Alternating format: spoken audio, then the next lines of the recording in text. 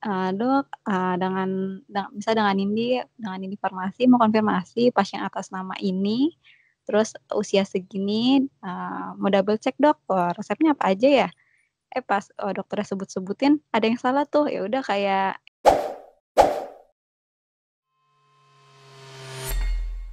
Action.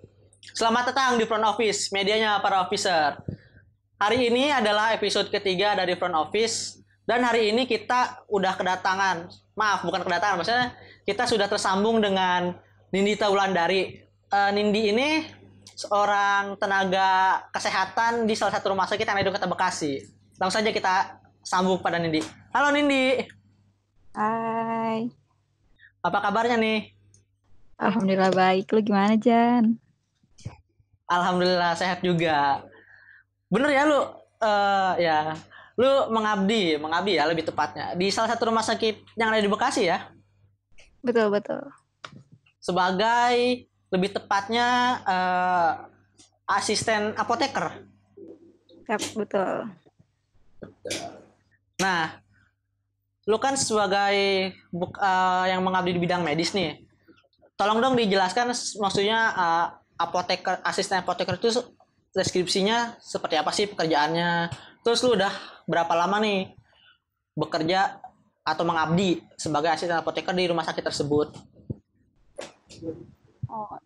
Job desk-nya mah sama aja kayak apoteker, tapi ini lebihnya bawahannya gitu loh. Jadi proses kerja sama aja, kayak pasien datang ke poli dokter, habis itu langsung ke apotik ngasih resep, terus kita langsung screening resep, nanyain pasiennya atas nama siapa, tanggal lahirnya berapa, terus ada alergi obat atau enggak, terus kita tuh harus ngeliat juga itu resep harus ada tanda tangan dokter gitu biar lebih tahu itu resep asli atau palsunya gitu sih. Terus lu itu ikut meracik obat itu enggak sih? Atau lu cuman membaca, oh ini dia sakitnya ini, obatnya ini, atau gimana? Oh iya, racik mah iya, kalau misalnya baca diagnosa itu mah ada bagian dokter. Kalau kita cuma bagian nyiapin obat, baca tulisannya, terus kita input, kita siapin, baru kalau ada racik kita hitung dulu itu dosisnya, baru diracik, baru deh proses pengemasan gitu. Oh Tuh, gitu. Berarti lu juga ikut andil ya dalam peracikan obat tersebut gitu. pasti dong. Oke. Nah terus lu udah berapa lama nih bekerja di asisten apoteker tersebut? Dari lulus tahun 2017 Desember tepat. Enggak, lulus itu September. Terus baru keterima kerjanya Desember pas 2017 sampai sekarang. Jalan 3 tahunan lah. Masih di rumah sakit yang sama itu ya? Masih. Masih. Terus ada deskripsi yang lain gak yang lebih spesifik itu selain lu apa namanya meracik obat gitu, ada pekerjaan lain gak yang dalam konteks asisten apoteker tersebut? Ada. Lu tahu yang namanya kayak program BPJS gitu nggak? Oh ya, tahu. Nah ya, kan orang awam pasti nggak ngerti ya. Misalnya kita tuh pemikiran mereka kita cuma kayak nyiapin obat gitu aja. Tapi sebetulnya tuh kita gituin sistem BPJS juga biar obatnya itu keklaim buat 30 hari. Nah gitu, buat sebulan gitu. Sekali datang, kontrol, tapi obatnya kita kasih selama 30 hari. Itu pekerjaan kita juga buat ngeklaim obat itu tercover sama BPJS atau enggaknya gitu. Oh berarti itu apa ya, administrasi bukan sih masuknya? Apa? Masuknya ke dalam administrasi atau masih hal apa teknis? Teknis sih lebih tepatnya. Teknis. Kan kayak misalnya rumah sakit gue masih terima program BPJS, kan ada yang rumah sakit terima BPJS, ada yang enggak kan. Nah, Iya, ya rumah betul. sakit itu kayak masih terima BPJS gitu. Terus lu nih kan lu sebagai masuknya kuliah tuh farmasi tuh ya. Farmasi. Nah, itu ketika lu menjadi asisten apoteker itu apa alasan lu? Ataukah memang hanya karena linear dengan jurusan lu atau ada faktor lain? Emang sesuai jurusan sih. makanya ke situ. Itu memang berangkat dari diri lu sendiri ya, maksudnya ketika lu memasuki atau memilih bekerja di bidang kesehatan itu emang karena lu sendiri ya? Enggak, pertama itu arahan orang tua sih. Oh gitu ya. Terus? Kan kan biasa kita anak SMA nggak tahu ya mau kemana bingung, dapat Ya biasanya masukan, nah baru kesaring yang kedapat ya itu farmasi. farmasi Sama di Jakarta kayak itu lu ya? lah dulu. Iya.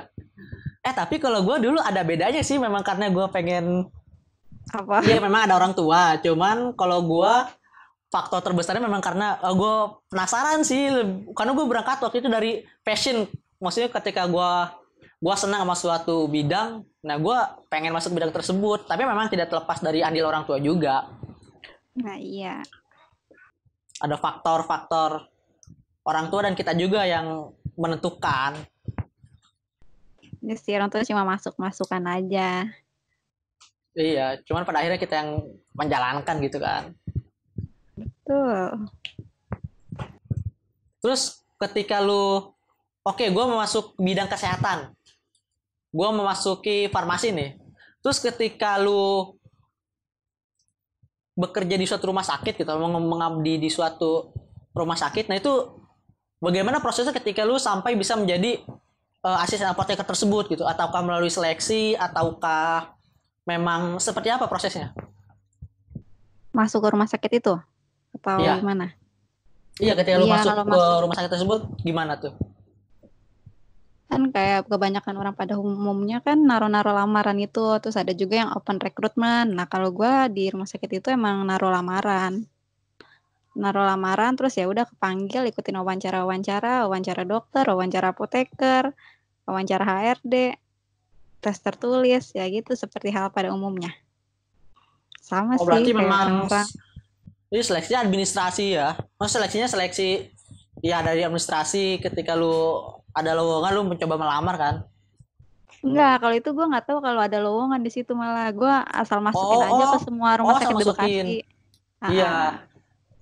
Oh, pada akhirnya yang terpilih adalah yang sekarang gitu kan? Yang masuk Iya, lu bekerja di apoteker tersebut. betul betul. Oke. Terus kalau misalkan pengalaman lu saat bekerja tersebut, suka dukanya seperti apa? Kalau sukanya itu biasanya kalau di rumah sakit kita tambah wawasan. Kan banyak orang-orang yang berilmu tinggi. Contohnya kayak dokter bagi pengalaman ke kita, apoteker yang lebih dulu-dulu pasti dia ngajarin kita gitu sih yang lebih sukanya. Kalau dukanya ya harus kebal kuping aja denger komplain dari pasien. Nah, itu pasien tuh komplainnya kayak gimana sih? Komplainnya pasien misalnya kayak yang mbaknya jutek nih atau gimana gitu. Gimana sih suka dukanya kayak gitu tuh? Lebih ke Mbak lama banget sih cuma ngambilin obat doang gini-gini ya. Padahal mereka kan nggak tahu kita ngitung dosis itu tulisan dokter bisa kebaca atau enggak. Kan rahasia dapur kita nggak ngasih tahu dong. Kita cuma oh iya Pak Iya. mohon ditunggu ya. Kita kan cuma gitu-gitu aja. Padahal mah Itu dalamnya ya dukanya ya. Allah. Itu Mm-mm. dari dukanya misalnya pasien banyak yang komplain gitu kan. Iya, gara-gara lama doang sih. Padahal kan emang lama kayak yang tadi gue bilang tuh proses yang BPJS kita tuh proses penginputannya ada 3 kali. Kalau BPJS tuh lebih lama. Tapi mungkin pasien karena tidak tahu proses di balik balik dapur, katakan seperti itu ya. Jadi taunya Ah, taunya kok lama sih, mungkin gitu aja ya. iya kita cuma bisa ngasih apa? Ngasih pemahaman aja. Ah, iya Pak, mohon ditunggu ya. Penginputannya agak lama gini gini gini gitu doang sih Jan. Tapi lu pernah nggak sih kayak ada kesalahan dalam Ada pemberian dosis obat pernah gitu? pernah Pernah pasti. gimana? Gimana tuh ceritanya? Ya kayak salah baca tulisan dokter aja. Terus habis itu obatnya udah dikasih. Terus kita kayak masih ragu nih itu obatnya bener apa enggak. Langsung deh konfirmasi ke dokternya kayak dok, bisa dengan ini farmasi mau konfirmasi pasien atas nama ini, terus usia segini, mau double check dok, resepnya apa aja ya? pas dokternya sebut-sebutin ada yang salah tuh, ya udah kayak kita langsung telepon konfirmasi ke pasiennya deh. Nanti pasiennya bisa balik lagi gitu ke farmasi. Gitu. Nah, misalkan ini nih ketika kita membaca tulisan dokter nih. Nah, itu sebenarnya kayak gimana sih? Maksudnya kita kan mungkin yang katakan sebagai pasien nih, ini bacaannya apa ya? Kita nggak tahu nih. Nah, kalau farmasi itu kan harus tahu tuh, walaupun misalkan cuman kayak garis gitu. Tapi sebenarnya itu resep kan dari dokter. Nah, itu kayak apa ya? Ada pelatihannya nggak sih? Maksudnya kayak, oh ini kalau kayak gini bacanya ini. Enggak, soalnya ya kita kan nggak tahu nih tulisannya kayak apa gitu kan. Nah, itu farmasi itu ada ya gitu kayak pelatihannya, bukan pelatihan sih, mungkin lebih tepatnya apa ya, kayak bimbingannya gitu. SKS kuliah gitu ada apa enggak gitu. Iya, kayak gitulah mungkin. Enggak ada. Ya intinya lu dikasih tahu lah kalau ini bacanya tuh ini kayak gitu. Atau lu kayak gimana bisa sampai bisa tahu? Pakai mata batin gue, Jan. Ini serius. Jadi ya kayak ini aja, apa, terbiasa. Kayak misalnya lu kerja setiap hari di situ, baca tulisan itu dokter, ya terbiasa. Nah, tapi pada awalnya lu masuk ke situ pasti bingung kan? Ya, ini tapi apa kan, ya? kan kita kayak punya senior. Kita punya senior. Misalnya, Kak, tolong double check dong resep ini tulisannya apa ya? Kita jangan langsung nembak gitu. Misalnya kayak lu tau obat paracetamol kan? Contoh lah kecil paracetamol. Kan ada tulisannya kayak orang awam kan bilangnya paracetamol, tapi kita nyebutnya PCT gitu, lebih singkatnya. Nah, dokter nulisnya PCT. Kita yang orang-orang baru lulus kan ada yang belum ngerti kan. Kak, ini apa sih tulisannya? PCT. PCT apa ya, Kak? Kayak paracetamol deh gitu. Yang penting kita harus berani nanya lah daripada ada kesalahan dalam dosis. Ya. Betul. Iya. Mendingan nanya. Oh, gue kira tuh memang ada dikasih tahu dulu. Oh, ini tulisannya tuh ini, baca ini gitu. Soalnya tulisan dokter beda-beda tulisan. Iya, kita kan yang nggak tahu nih, maksudnya sebagai pasien ini tulisannya apa ya. Tapi ketika kita kasih ke farmasi kan mereka tahu, oh obatnya ini kan gitu. Nah iya, itu kan terbiasa dari setiap hari kita baca tulisan dokter, dari setiap hari kita sering komunikasi aja lah gitu sama dokter. Jadi terbiasa udah tahu tulisannya dia bentuknya kayak gimana. Kayak misalnya nih dari tulisan aja kita udah tahu, oh dokter ini lagi praktek ya, dokter yang itu lagi praktek ya gitu. Dari tulisannya kita pasti tahu itu dokter anak lagi praktek ya gitu. Gitu aja sih. Harus sering-sering baca tulisan dokter pokoknya. Kadang juga kayak misalnya kita nggak tahu nih tulisannya, benar-benar kita lagi sendiri, butuh orang buat double check, ya udah kita ada grup farmasi di situ, terus habis itu kita kirim fotonya, Kak double check dong bacanya apa ya, terus habis itu nanti pada ngasih jawaban gitu, oh ya udah benar berarti ini jawabannya gitu. Jadi nggak asal nebak itu obatnya obat apa dalam tulisan itu, enggak.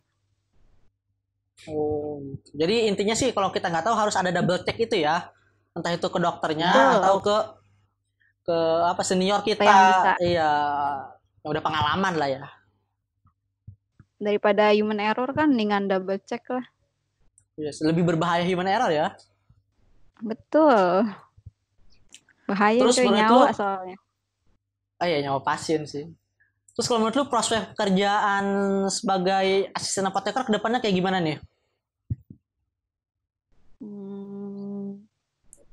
Kalau medis kan pasti nggak ada habisnya ya kalau buat di dunia kerja. Kayak lebih banyak lah, lebih luas, banyak pasti dia. Pekerjaannya pasti lebih dibutuhkan dalam dunia sekarang ini. Nggak akan ada matinya kalau menurut gue. Banyak gak sih Nin sebagai orang yang menekuni asisten apoteker ini gitu? Maksud gue apa ya, bisa dibilang kalau kita bukan berbicara soal uang, cuma misalnya lebih kepada berbicara lebih yang tertarik gitu. Oh, gue lebih seneng ke medis, ke apoteker, ataukah medisnya lebih ke yang bagian apa? Nah, kalau lebih ke apoteker ini menurut lu banyak yang seneng gak sih? Bukan seneng sih, maksudnya lebih tepatnya apa ya? Lebih minat. Ke tertarik, iya minat gitu. kurang tahu, tapi waktu gue kuliah gue emang minat di medis dari sekolah deh, dari SMA emang minatnya di medis, terus ya udah dapet arahan ke farmasi. Kalau orang-orang yang lain kurang tahu deh, mungkin ada paksaan orang tua, mungkin ada bawaan dari teman-teman, kan nggak tahu. Susah nggak sih jadi seorang asisten apoteker tuh? Kerjaan mana ada sih yang gampang, Jan? Susah lah, tapi ya dinikmatin aja. Nggak, maksudnya kalau misalkan kita berangkatnya dari diri sendiri, entah itu dari hobi, dari passion, dari kesukaan, kan walaupun sulit, kita ya udahlah kita jalani gitu, atau ya tidak banyak mengeluh lah gitu maksud gua. Cuman kalau ke asisten apoteker ini, ya itu sih, kalau kita salah ngasih obat, ya akan taruhannya kepada pasien kan. Ya iya sih, dari situ juga kayak tanggung jawabnya tuh lebih besar kalau menurut gue kalau di dunia medis. Dalam kesalahan kita juga harus ngaku dosa gitu ke dokter, misalnya salah ngasih obat gitu, terus bikin insiden report, terus nanti dirapatin di atas sama petinggi-petingginya gitu aja sih kalau tentang masalah yang kesalahan dalam memberikan dosis obat atau memberikan obat yang salah. Karena yang nggak ada lagi, iya, nggak ada lagi yang ngasih obat selain lu ya. Maksudnya nggak ada pihak yang berwenang lagi dong selain lu. Jadi kan ketika ada kesalahan, ketika ada kesalahan pasti ya lu yang dicari dong. Ini kenapa bisa salah kayak gitu kan? Iya, kayak misalnya lagi cuti aja, kalau misalnya ada kesalahan, kita yang buat kesalahan, tetap kita yang dicecar. Kayak kita suruh buat insiden reportnya, kenapa bisa kayak gini, dari jam berapa kesalahannya, jam berapa ngasih obatnya, begitu. Detail banget dong ya? Banget. Sampai ke jamnya, jam berapa? Banget. Dari siapa yang nyiapin, ini tanda tangan siapa. Jadi tuh kayak setiap kita nerima resep, terus kita harus tanda tangan, terus jamnya harus ditulis. Terus dari penginputan kita juga harus tanda tangan. Terus dari penyiapan dan racik kita juga tanda tangan. Dari penyerahan obat ke pasien kita juga harus tanda tangan. Pokoknya kalau ada kesalahan nih tanda tangan siapa gitu. Iya, langsung bisa dicari ya. Oh, ini tanda tangannya si ini nih, gitu kan? Kalau ada kesalahan. Iya. Betul. Nah, terus kalau menurut lu punya ini nggak pekerjaan selain menjadi seorang asisten apoteker gitu? Maksudnya lu punya side job lain ataukah kegiatan lain gitu? Nggak ada, cuma di rumah sakit doang. Soalnya susah, soalnya kan gue kerjanya per 3 shift. Kalau nekunin yang lain susah bagi waktunya. Udah kecapean duluan. Bisa juga gue nih hari ini misalnya masuk siang, terus besoknya tuh gue bisa lanjut ke pagi, jumping jam. Berarti tidak selalu pagi terus atau shift 2 terus gitu ya? Enggak, bisa juga hari ini lu malam, terus besoknya lu lepas, besoknya naik ke pagi. Kalau misalnya ada temen lu yang sakit, lu bisa narik gitu, bisa naik ke pagi, kalau nggak ke siang sebagai pengganti aja gitu. Walaupun tuh jadwal lu libur. Harus on call, harus siap. Kita masuk menggantikan jadwal teman misalkan, itu ngaruh ke jadwal yang udah kita punya nggak? Enggak sih, misalnya kayak jadwal kita aturan libur, terus tiba-tiba ada teman yang sakit, ya udah kita yang masuk. Nanti jadinya yang atasan gue itu punya utang libur ke gue, jadi kayak ganti jam libur gitu. Kalau ganti jadwal sih enggak, kayak kemarin tuh kan temen gue sakit, ya jadinya kayak 7 hari kerja, makanya gue jadi utang libur atasan gue. Terus menyikapi situasi sekarang nih, adanya outbreak virus ini, dampak positif dan negatif ke pekerjaan lu ada nggak sih? Misalnya ketika normal lu bekerjanya seperti apa, atau ketika dalam situasi pandemi ini pola kerja lu seperti apa? Ada yang berbeda nggak? Beda banget. Kalau misalnya dari negatifnya, pasti kan rugi lah perusahaan. Semua perusahaan kan pasti merugi ya dari dampak COVID-19 ini. Kayak pasien jarang datang ke rumah sakit karena halnya takut. Terus kalau misalnya dari sebelum COVID ini, kadang pasien ya cuma batuk pilek aja malam-malam jam 3 itu ke rumah sakit. Jam 3 subuh, jam 3 pagi. Nah, kalau misalnya pas lagi COVID ini nih kayak benar-benar jarang ada yang datang gitu ke rumah sakit. Menurut lu kenapa sih perbedaannya kayak gitu? Bisa ada perbedaan kayak gitu? Kenapa? Kan emang kalau menurut gue kalau rumah sakit tempatnya virus ya. Jadi orang-orang tuh nggak tahu aja gitu, Jan. Kadang gue suka Apa karena kasihan kalau takut gitu atau gimana gitu? iya takut, mereka tuh pada takut ke rumah sakit. Kadang gue suka kasihan kayak misalnya ada tetangga yang sakit. Terus abis itu yang jenguk ini nih bawa anak kecil. Nah, padahal kan anak kecil menurut gue disarankan jangan dibawa ke rumah sakit kalau misalnya nggak sakit gitu. Padahal itu posisinya cuma menjenguk aja. Kan antibodi mereka masih lemah, sedangkan di rumah sakit banyak virus-virus yang nggak kelihatan yang mereka nggak tahu. Nah, bisa nyerang antibodinya itu. Jadi perbedaannya itu ya. Kalau lagi bukan pandemi itu banyak nih. Tapi kalau yang datang gitu, datang ke rumah sakit. Tapi ketika lagi ada pandemi ini nggak seramai ketika waktu normal, situasi normal kan? Iya, tapi bisa sih mereka datang ke rumah sakit tanpa ketemu dokter gitu. Jadi kayak lewat aplikasi Zoom gitu. Nanti resepnya tetap tetap ke farmasi, nanti ada yang bisa nganterin ke rumah. Bisa kayak gitu sih programnya. Terus kalau misalkan dari pola kerja, maksudnya dari jam kerjanya itu ada perubahan gak sih? Nggak ada. Lebih capek, bukan lebih capek, pasti capek. Cuma maksudnya ada hal yang berbeda nggak dari jam kerja polanya nggak ada ya? Atau Nggak gimana? ada. Sama Nggak aja. ada perubahan, nggak ada. Sama aja. Kalau menurut lu do and don't-nya, misalkan ada viewer kita ada yang baru lulus nih, lulus kuliah gitu. Terus mereka pengen masuk ke dunia medis. Katakanlah profesi yang lu jalani sekarang nih. Do and don't-nya dari lu yang udah menekuni bidang tersebut tuh apa aja gitu. Terus persiapannya yang harus dilakuin tuh apa aja. Kalau misalnya donnya itu tuh jangan cepet puas dari ilmu yang lu punya. Terus harus sabar-sabar, dalamin rasa sabar deh. Terus sama memperdalam ilmu seni mendengarkan, seni belajar. Pokoknya jangan cepet puas. Kalau misalnya dunia, lo harus kerja dari hati. Pokoknya semua sesuatu tuh harus kerjain dari hati. Biar kalau lu capek tuh, lu ada ininya, apa namanya, reward buat diri lu sendiri. Biasa ini Ada emang kepuasan pekerjaan ya. gue. Iya, Iya. ini emang ini kepuasan gue. Terus habis itu niatnya emang nolong orang. Terus jadi banyak ilmu aja gitu yang masuk. Gitu sih, Jadi Jan. itu jangan cepat puas, harus banyak belajar ya, mendengarkan, lebih tepat mungkin Seni mendengarkan. mendengarkan. Karena lu pasti akan banyak mendengarkan komplainan dari sana sini ya kan. Tuh, komplainan, keluhan, penyakit gitu. Mau bagaimanapun ya itu memang konsekuensi pekerjaan kan. Yang Emang seperti itu kan.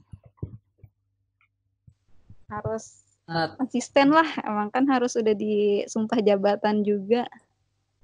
iya, jadi ya memang apapun yang terjadi ya harus konsisten dengan apa yang kita kerjakan kayak gitu ya, kurang lebih ya. Iya, betul-betul.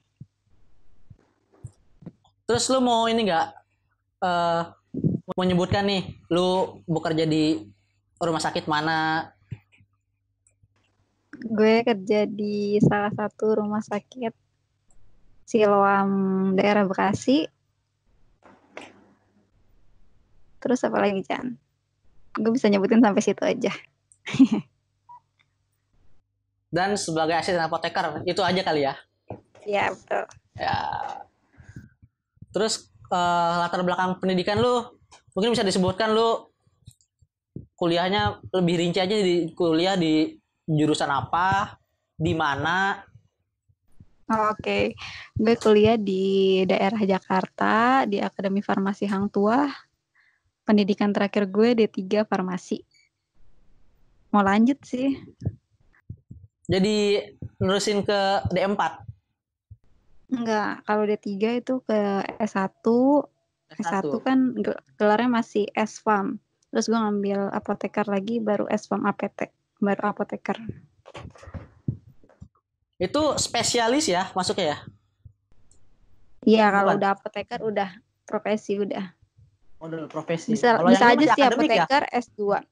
Ya, masih diploma D3. Nah, terus kalau lu punya ini enggak sih?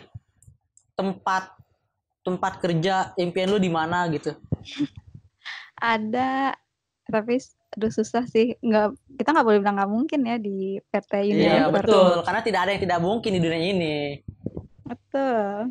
PT Unilever sih. Gila. Itu lu pengen jadi apa tuh di sana? Di PT Unilever itu? Bisa bagian QNC mungkin. Kayaknya seru kalau di pabrik gitu kan. Dia kan banyak tuh ya produksi. Lu tau gak sih kayak lotion, terus pasta Ya, gigi itu dari farmasi. produk produknya. Iya, Maksudnya itu ini ya apa sih farmasi. hasil apa racikannya mungkin? Hasil racikan, iya. Iya, Lu tau, racikannya. taunya selama ini dari mana? Kayak misalnya sampo lah. Lu taunya itu dari waktu waktu kuliah itu jurusan apa gitu? Buah. Taunya misalnya kayak sampo lah, sabun, itu tuh farmasi yang gituin. Makanya tuh banyak tempat lowongan kerjanya. Oh, jadi memang bisa masuk kemana aja selama memang di situ farmasi bisa masuk atau mungkin analisis dari farmasi ya membutuhkannya. Lu bisa masuk ke bidang itu kan? Berarti gitu kan? Iya, emang itu passionnya, Jan. Kayak misalnya waktu gue praktek juga gue kayak nggak buat hand body, kayak buat lotion, buat salep, buat sampo, buat pasta gigi, buat gel, buat Oh, sirup. itu menjadi hasil apa hasil kerja atau hasil analisis lu dari farmasi gitu ya, produk farmasi lah gitu kan maksudnya Betul, kan? betul. Oh gitu. Jadi lu pengen membuat produk lah ya? Iya, gue kira tuh farmasi tuh sebagai ya obat gitu. Ternyata Enggak. lebih luas ya, maksudnya bisa ke yang sifatnya kayak tadi kayak lu bilang lotion, terus Itu gue bisa shampoo. racik. Ya, skincare kita bisa racik. Oh ya karena lu sudah mengetahui Ah, bahan-bahannya, tinggal dosisnya dong yang harus lu sesuaikan gitu kan. iya, tinggal kayak percobaan trial error aja. Sama aja lah kayak buat skripsi gitu. Ya ya betul betul betul. Lu punya ini gak sih semacam tips lah buat misalkan ada yang baru lulus nih, terus pengen masuk ke dunia farmasi, lu punya ya berbagi lah gitu. Kalau mau masuk ke dunia farmasi kayak gue tuh menyiapkan ini nih dan ini yang harus dilakukan, ini yang jangan. Bisa dibagi mungkinin sebagai lu yang udah berpengalaman.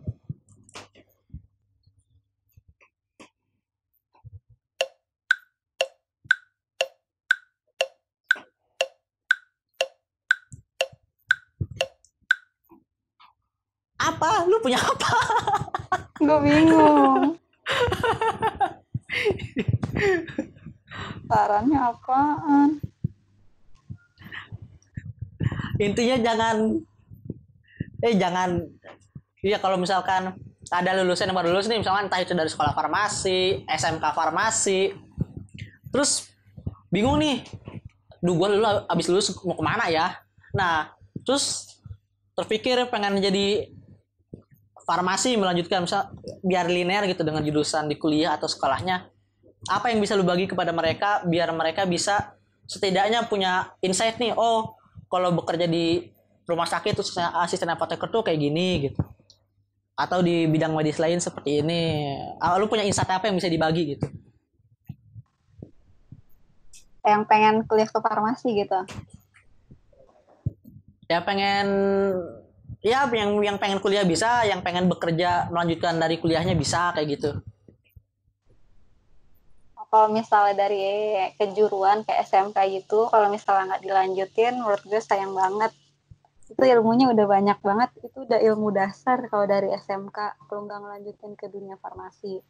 Terus kalau misalnya yang udah kuliah, yang misalnya pengen lanjut kuliah, itu tuh jangan takut, di farmasi tuh banyak banget lowongan-lowongan yang dibutuhkan, banyak tenaga kerja yang dibutuhkan di rumah sakit, di industri, di puskesmas, itu tuh kita bisa masuk channel manapun. Bahkan temen gue aja ada yang kerja, dia malah enggak lewat di, beda banget, nggak di medis, dia malah di dunia bank, malah begitu. Jadi tuh nggak usah takut bakal kehabisan lowongan pekerjaan kalau di dunia farmasi. Karena bisa masuk ke segala bidang ya, segala lini kehidupan gitu kan. Bisa. Temen gue malah kebanyakan tuh ya ada yang di bank. Senior gue ada di bank juga. Banyak kok kalau di farmasi, ada juga di perkantoran malah bisa masuk. Walaupun sebenarnya tidak linear, cuman selama ada peluang, kenapa nggak dicoba aja gitu kan ya. Iya. Jadi prinsipnya kayak gitu. Iya. Jadi nggak cuma di rumah sakit kok. Di rumah sakit kan banyak. Rumah sakit kan sekarang masih banyak yang dibangun tuh. Terus tenaga juga masih kurang. Pasti banyak lowongan kerja buat medis. Pokoknya peluangnya tidak pernah habis gitu ya. Betul, nggak ada masalah. Selama kita masih hidup di dunia, pasti yang namanya kebutuhan medis pasti selalu ada kan. Pasti kan dia kayak kebutuhan penunjang. Nggak mungkin kan setiap orang tuh amit-amit lah. Misalnya nggak mungkin sehat-sehat terus kan dalam keadaan kondisi fit. Manusia juga pasti bisa down badannya. Kayak penunjang lah. Ya udah Nin, udah lama nih kita ngobrol nggak kerasa. Semoga apa yang kita obrolin ini bermanfaat nih dan bisa menjadi referensi. Gua harap sih itu menjadi referensi buat yang baru lulus, entah itu lulus SMK, lulus kuliah di bidang kesehatan gitu kan, entah itu farmasi, entah itu medis. Terus mereka bingung nih. Nah, dengan melihat channel ini gue berharap bisa menjadi referensi. Dengan mendengarkan podcast kita, gue berharap mereka ada insight baru dan menjadi referensi gitu. Oh ya, gue bisa masuk ke bidang ini nih gitu. Makasih Nen ya, sudah berbagi cerita dan pengalaman. Semoga apa yang kita obrol ini bermanfaat buat para viewers kita. Terus saksikan channel kita dan video-video kita. Jangan lupa like, share, dan subscribe channel kita di Front Office. Sampai jumpa di video selanjutnya. Front Office, medianya para officer.